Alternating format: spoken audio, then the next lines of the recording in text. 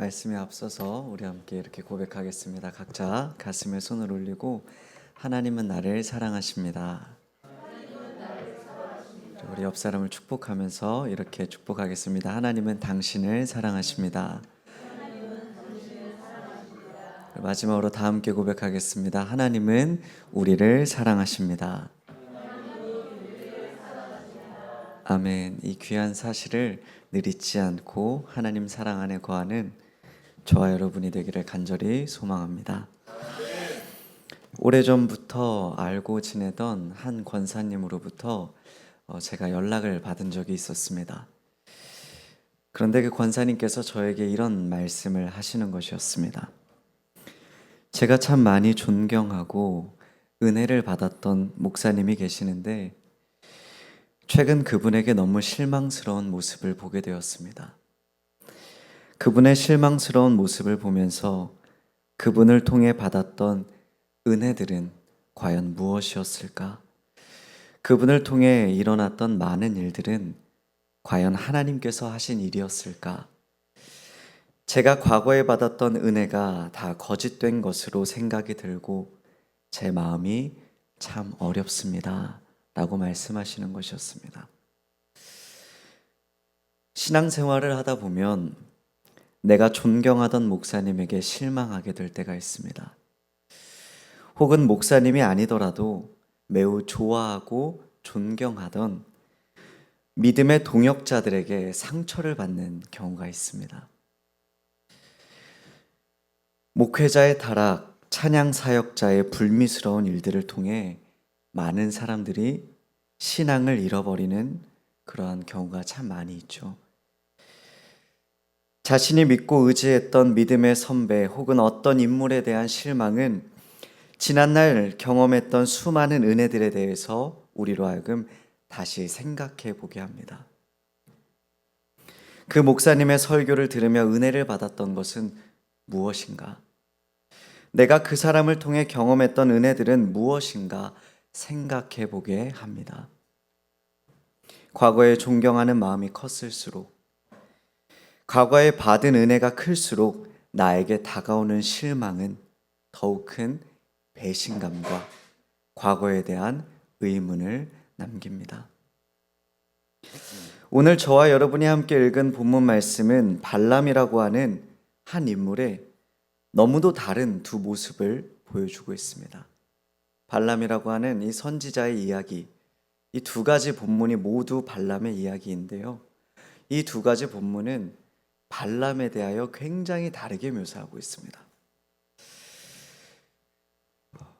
발락이라고 하는 이 모압의 왕, 이 왕이 이스라엘 백성이 두려워서 발람이라고 하는 선지자를 부르고 이 선지자에게 뇌물을 주고 이스라엘을 저주하게 하려고 계획을 도모했습니다. 그런데 발람은 여호와의 사자를 통해 하나님의 뜻을 알게 되고 이 이스라엘 백성을 저주하기는커녕 도리어 축복하기에 이릅니다. 그래서 이 발람 선지자에게 이스라엘을 저주하라고 부탁했던 발락이, 저도 이름이 헷갈리네요. 이 발락이 발람을 찾아와서 이제 따지기 시작합니다. 내가 당신에게 이스라엘을 저주하라고 그렇게 부탁했건만 왜 이스라엘을 축복하고 있느냐? 그런데 그때 이 발람 선지자가 발락을 향해 했던 말이 오늘 본문 말씀 13절입니다. 13절을 저와 여러분이 함께 읽도록 하겠습니다. 시작. 가령 발락이 그 집에 가득한 은금을 내게 줄지라도 나는 여호와의 말씀을 어기고 선악간에 내 마음대로 행하지 못하고 여호와께서 말씀하신 대로 말하리라 하지 아니하였나이까. 아멘. 지금 뭐라고 이야기를 하는 거죠? 발락이 이 발람에게 와서 따지는 겁니다. 내가 당신에게 이스라엘을 저주하라고 했는데 왜 축복하고 있습니까? 그러니까 발람이 이렇게 얘기하는 겁니다. 당신에게 아무리 금과 은이 가득하고 그것을 내게 준다고 할지라도 나는 오직 여호와의 말씀에 따라 행하겠다고 말하지 아니하였습니까? 말하는 겁니다. 나는 당신이 주는 그 수많은 재물이 나에게 주어진다 할지라도 나는 하나님의 말씀에 따라 움직이겠다라는 거예요. 여러분, 이게 얼마나 선지자로서 담대하고 위대한 모습인가요? 그런데 오늘 본문 말씀, 이 두 번째 본문 말씀 31장 16절을 보면 그랬던 발람이 전혀 다른 모습을 보여주고 있습니다. 저와 여러분이 31장 16절을 한 목소리로 읽도록 하겠습니다. 시작. 이스라엘 자손을 부올의 사건에서 여호와 앞에 범죄하게 하여 여호와의 회중 가운데에 연병이 일어나게 하였으니라. 아멘. 이스라엘 병사들이 이 모압 사막에서 요단강으로 건너가기 위해 기다리던 때에 이 모압의 여인들과 음행한 사건이 있었습니다. 이스라엘 병사들은 이 모압 여인들의 유혹에 따라 바알 신전에서 제사에 참여하고 또 함께 먹고 그들 앞에 절을 하는 그런 심각한 이 범죄를 행하게 되는 그러한 사건이 있었습니다. 그런데 오늘 본문 말씀 가운데에 이 성경은 우리에게 뭐라고 말을 하고 있느냐?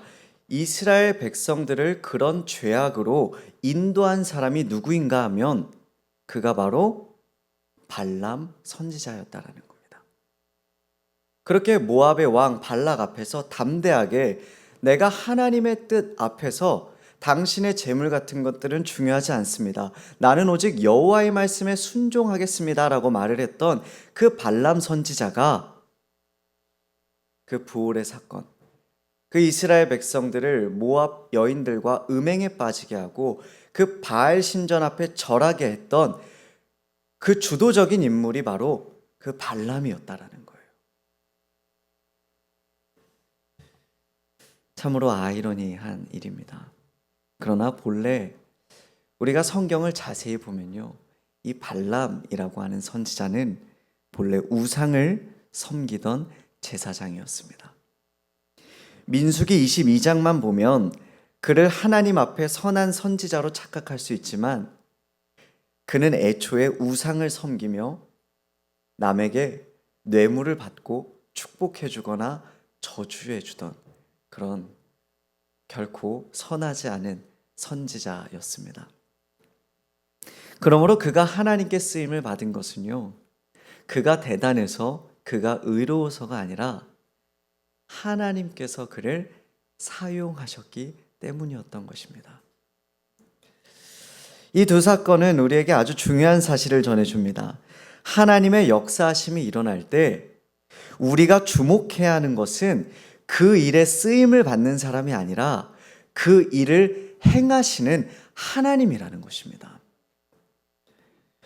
베드로와 요한이 이 성전 미문에 앉아 있던 그곳에서 구걸하던 한 사람을 치유하는 그러한 놀라운 역사를 일으켰죠. 그런데 이 베드로와 요한이 이 성전 미문에 앉아 있던 구걸하던 그 사람을 치유하자 사람들이 이 베드로와 요한을 주목하기 시작합니다. 그런데 그때 베드로가 했던 말이 무엇인지 혹시 여러분 기억하시나요? 사도행전 3장 12절입니다. 베드로가 이것을 보고 백성에게 말하되 이스라엘 사람들아, 이 일을 왜 놀랍게 여기느냐? 우리 개인의 권능과 경건으로 이 사람을 걷게 한 것처럼 왜 우리를 주목하느냐? 여러분, 신앙생활은 하나님께 주목하는 것이고 우리가 하나님의 일에 봉사한다는 것은요, 나를 들어 쓰시는 하나님의 영광을 드러내는 것입니다. 우리 신앙생활의 대부분의 문제는 하나님께 주목해야 하는데 사람에게 주목하기 때문에 일어납니다. 우리가 신앙생활을 하다가 시험에 드는 이유가 무엇인가요? 우리가 신앙생활을 하다가 실망하고 실족하고 믿음이 흔들리는 이유가 무엇인가요? 우리의 시선이 하나님을 향해야 하는데 자꾸만 사람을 향하기 때문입니다. 사람을 바라보니 그에게 실망하는 일도 생기고 우리의 믿음이 흔들리거나 시험에 이르게 되는 것입니다. 어떤 목사님 말씀이 참 좋더라. 어떤 교회 프로그램이 참 좋더라. 어떤 찬양 인도자의 찬양이 참 은혜가 되더라. 여러분, 이런 것은요, 다 부수적인 것입니다.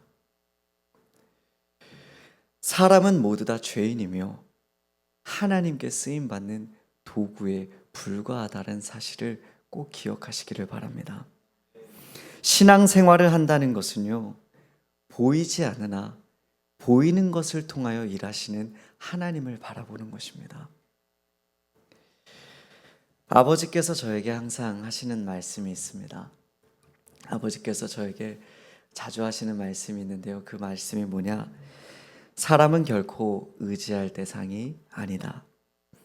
의지할 분은 오직 하나님이시며 사람은 오직 사랑할 대상이다. 여러분, 신앙생활을 하면서 사람을 주목하지 마시고 역사를 이루시는 하나님을 바라보시기를 바랍니다. 교회에 와서 하나님 만나기에 힘쓰시고요. 하나님 안에서 위로받고 충전되시기를 바랍니다. 교회에서 만나는 사람들은 의지할 대상, 은혜 받을 대상이 아니라 사랑할 대상으로 생각하시고 그들에게는 오직 사랑을 행하시기를 바랍니다. 목회자에게 혹은 믿음의 형제 자매에게 은혜를 받았는데 그 사람에게 실망스러운 모습을 보게 된다고 할지라도 염려하지 마시기를 바랍니다.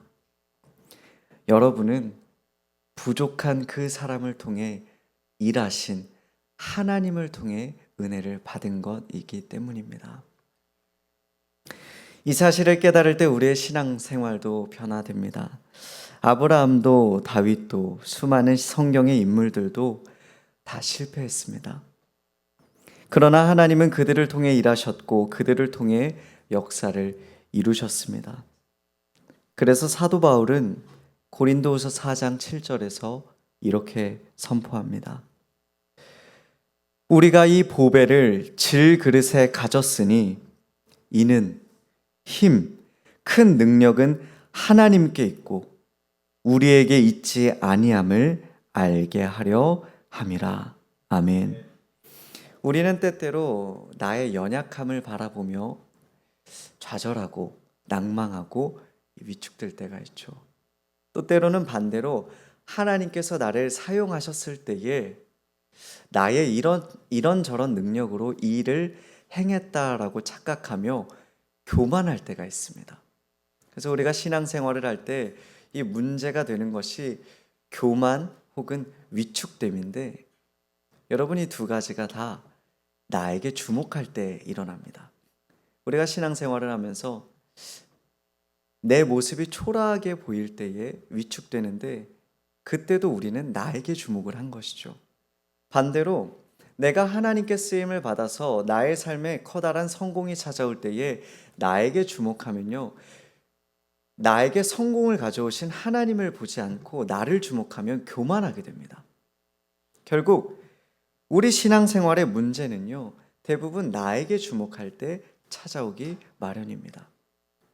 그런데 우리의 시선이 하나님을 주목하게 되면 어떻게 되느냐? 우리는 위축될 이유가 없고요, 교만할 필요도 없게 되는 것입니다. 교회의 타락은 예수님을 먼저 보아야 하는데 그렇지 아니하고 사람을 바라보는 데서 시작됩니다.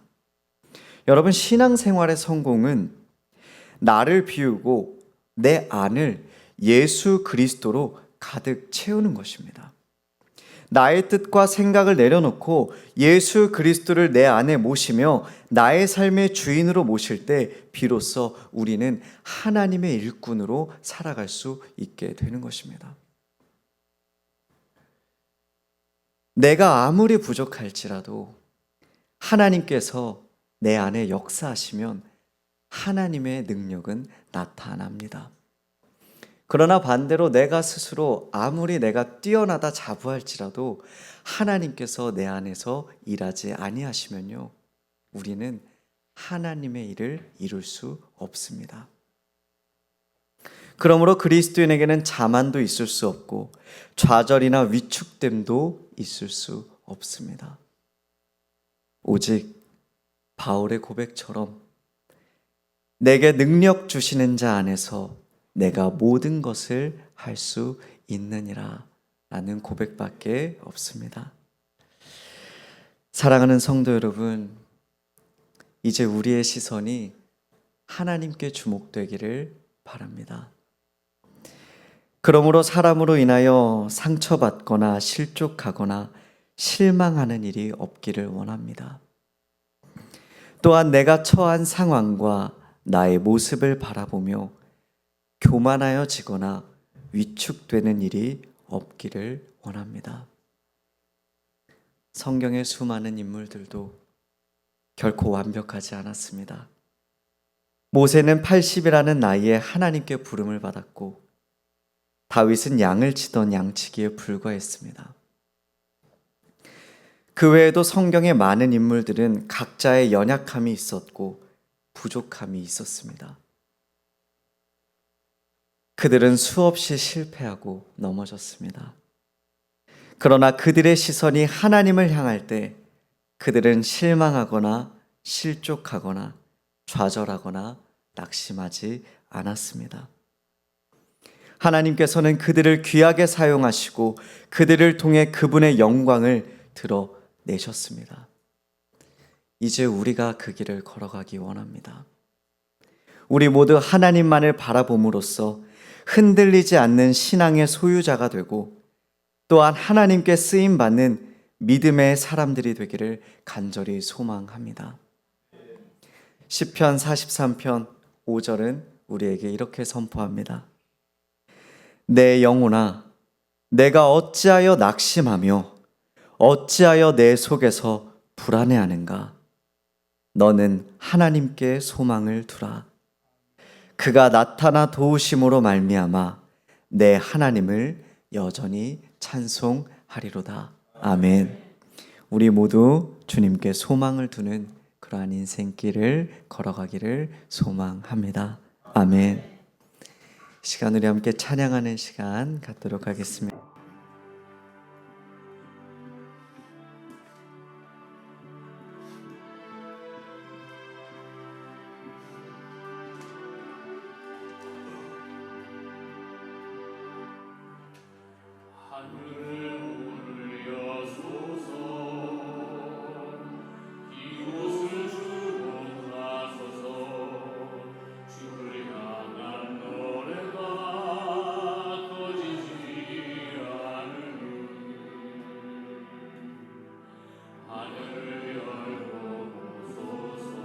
이곳에 임재하소서.